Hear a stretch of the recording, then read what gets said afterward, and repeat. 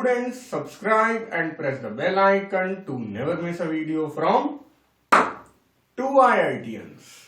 बच्चों, alternating current के concept video पाने के लिए ज्वाइन बटन पर क्लिक करें या फिर इस नंबर पर कॉल करें।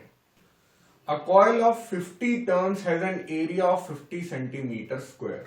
टर्न कितने हैं? 50। एरिया ऑफ क्रॉस सेक्शन क्या है? 50, लेकिन सेंटीमीटर स्क्वायर में। सेंटीमीटर स्क्वायर को मीटर स्क्वायर में लाएंगे, multiply by 10 to the power -4। अब क्या हो जाएगा? मीटर स्क्वायर में। It is rotating at an angular velocity of 10 pi radian per second. Angular velocity 10 pi radian per second in a uniform magnetic field of 0.6 Weber per meter square।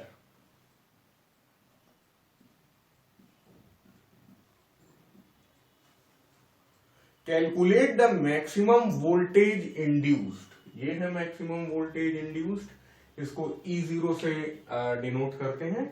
अब formula इसका पहली बार आपके सामने आ रहा है तो धीरे धीरे लिखते हैं। देखिए, एक तो तरीका है याद करने का, आप BAN बैन ओमेगा याद कर लीजिए। ठीक है, बैन ओमेगा।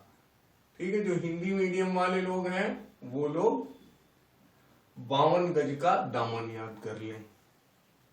तो चाहे बॉन लिख लें चाहे बैन ओमेगा लिख लें, याद रखिएगा ये W नहीं है, ये ओमेगा है।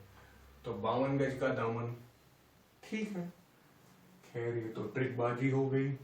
B हो गया 0.6। अब सारी वैल्यू रख दीजिए, बहुत ही बेसिक सवाल है। और N 50, ओमेगा 10 पाई। ठीक है भाई, अब चलो क्या क्या गुणा कर सकते हैं देखते हैं।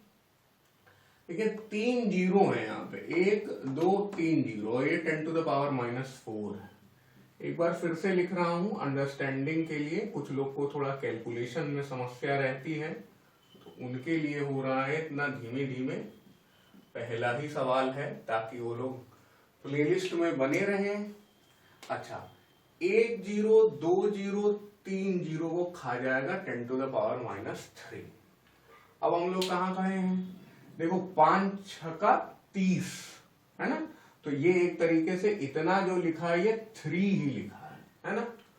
ये 3 है, ये 5 है और ये 10 to the power -1 है।